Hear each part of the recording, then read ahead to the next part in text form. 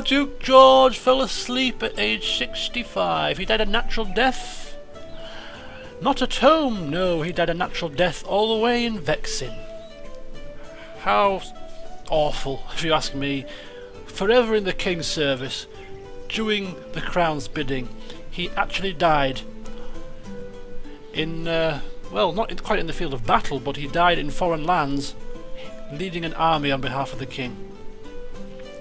If you ask me, I assume he would have preferred to have died something like, you know, died in service than to die made cripple in his own bed, perhaps.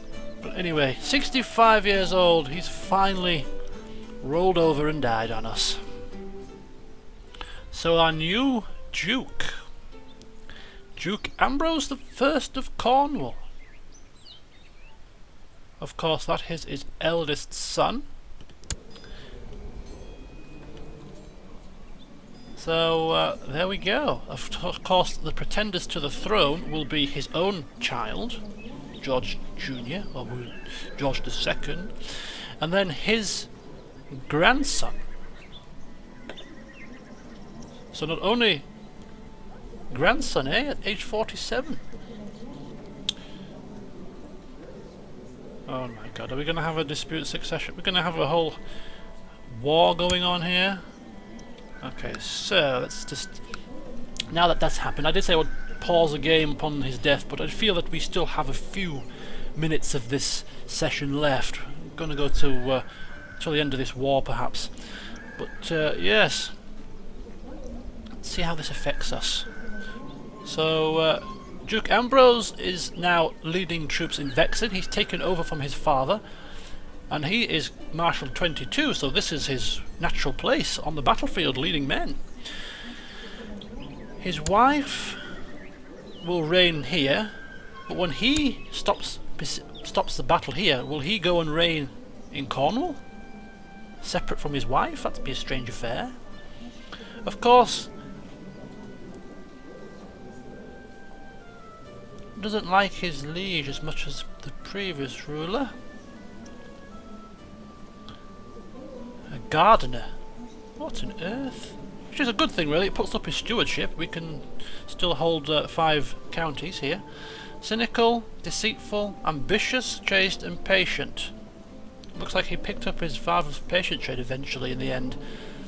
But first things first, I think a change is in order to a couple of things. Now, first of all, we've got to pick an ambition, so we'll do that. Become Chancellor, become Marshal. Become Marshal? Yeah. Steward, Spymaster, exalted among men. I don't think he's got too long left. He's already 47, so that's not going to be really realistic. He's not going to have enough time to become exalted. So I think we'll go for become Marshal. Let's become the Marshal of England. And see if we can do that. Okay. So of course George Jr. now is officially the heir to the Duchy of Normandy, and also he should be heir to the Duchy. Yeah, Duchy of Cornwall too. Okay. So that's that situation sorted. Now we're going to obviously check the vassals to see how they fare. Make sure there's nobody too unruly. And there's not really. Yeah, they're not quite as high as my father's, but they're not bad. I've definitely seen worse. And there's nobody that are going to cause a real problem. Even my brother Zachariah has still got a positive opinion of me, so I don't think we're going to suffer from too much trouble here under this new ruler. I think it's going to be fairly smooth sailing, and he's just going to seamlessly pick off where his father left off. So that should be okay. So nothing to really worry about there. So I think we'll just let the time slip away again, seeing as we don't have to... Oh, and England are finally moving. Is that right? A new marshal comes to the fore, and we get a bit of action finally. But they don't seem to be doing too much other than walking back and forth. Come on, Duke Ambrose, you are a man of martial ability. Get these troops whipped into shape, will you? Let's get this war over quick as possible, and you can go home, take in your new surroundings, and plan for your future. Because you don't have long, my friend. You're already 47. Not exactly a spring chicken yourself. Want to start making an impact. Some people imprisoned here. Yes, he's a patient man. His father was a patient man, but I would say that he's a little less patient than perhaps his father was. And the fact that this guy has been fabricating claims in Thormund for so long, I think it's getting a little bit ridiculous now. So, yeah, we're going to pull him out, and we're going to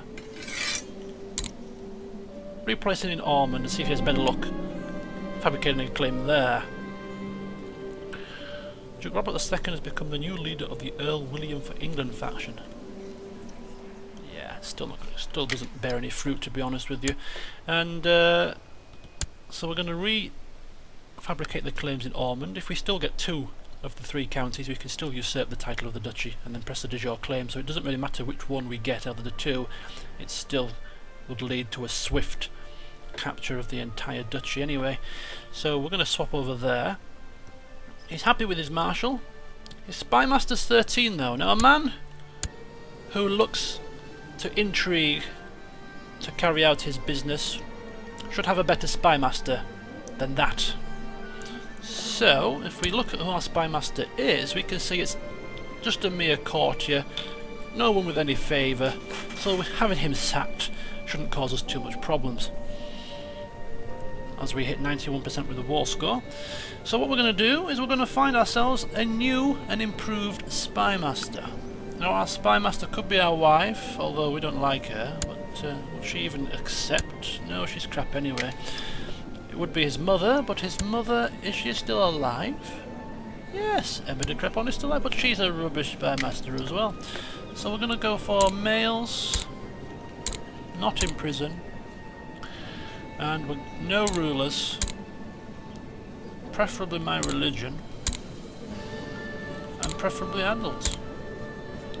And then we shall see if we can find a spymaster to assist us in being able to concoct some plots to expand our empire.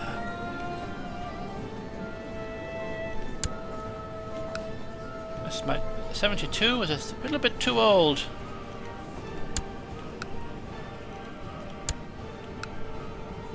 This might take me a while. Okay, but there's not a massive amount of... Oh yes, search all as well, not just my realm. Okay, let's start again. There we go, 23, and he's going to come. Norwegian man, spymaster of Vestiland, 23 intrigue. Sounds like the perfect spymaster for Ambrose.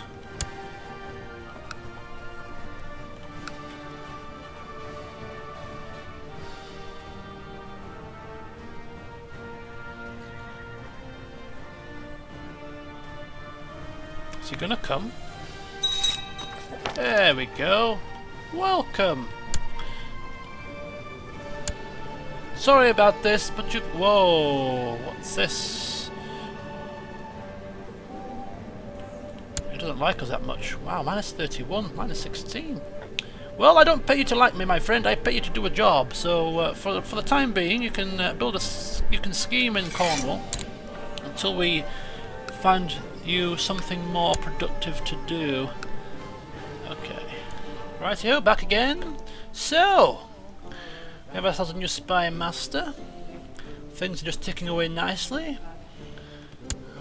And of course, Duke Ambrose just getting his feet under the table, just taking things nice and steady to start with until he starts cracking the whip.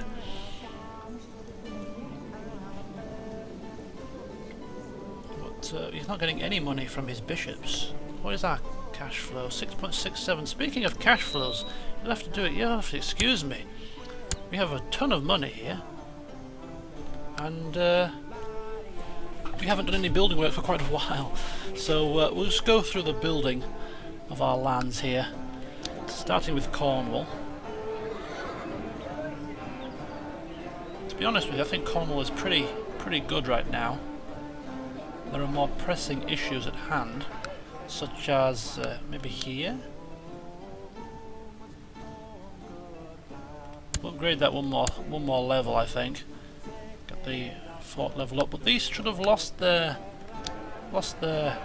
debuffs, so to speak. So we can now start advancing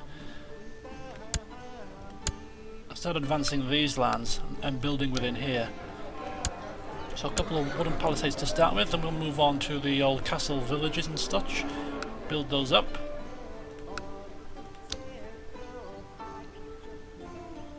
Okay, so we'll expand that. So 2 buildings there. 1, 2, 3, 4, 5. 1, 2, 3, 4. We can have one more county. And now, we know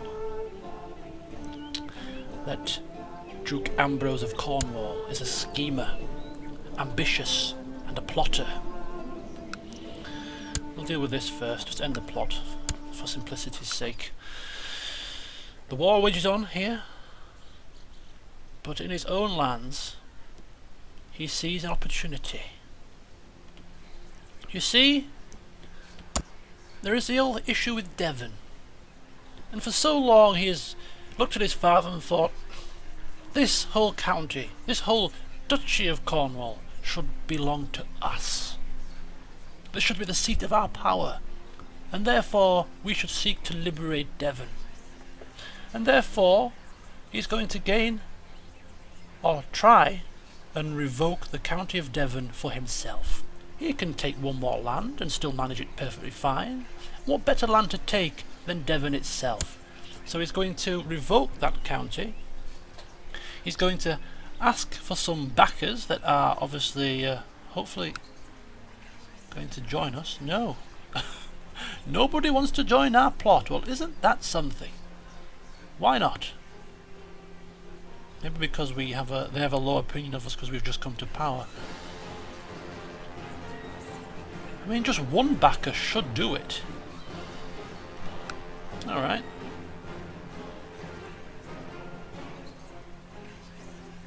We do have the plot power above 100%, but I do believe we need backers. It tells us here we need at least one backer. Can we not tip at least one person over the balance here? Just one solitary person is all we ask. Let's see which one would be easiest to sway.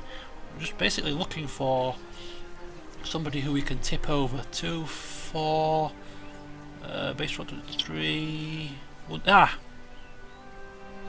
Mayor of Carmarthen here. If we give him a gift, we should be able to tip 71 gold pieces. It's worth it though.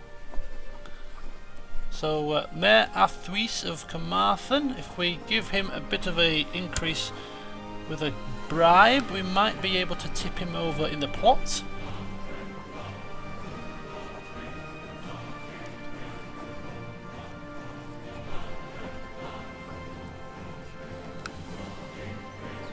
Did we give him a gift? Oh, it's we've already given him a gift. Okay, I thought we had to wait. So let's try it again. He should be green now. There we go. Invite to plot.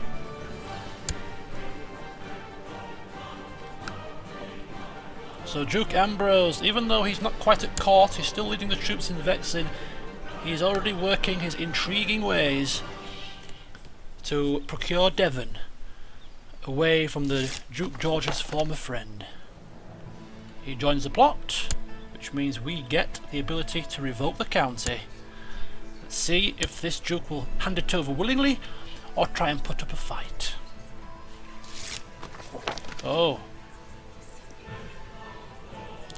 Your shameful attempt at blackmail has not succeeded. No matter how many corrupted souls you have enticed to help carry out your plan, I will not give in without a fight. You old fart. Then war it is!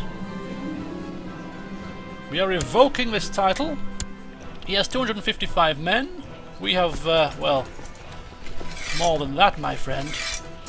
So let's get these troops ready and waiting. And we shall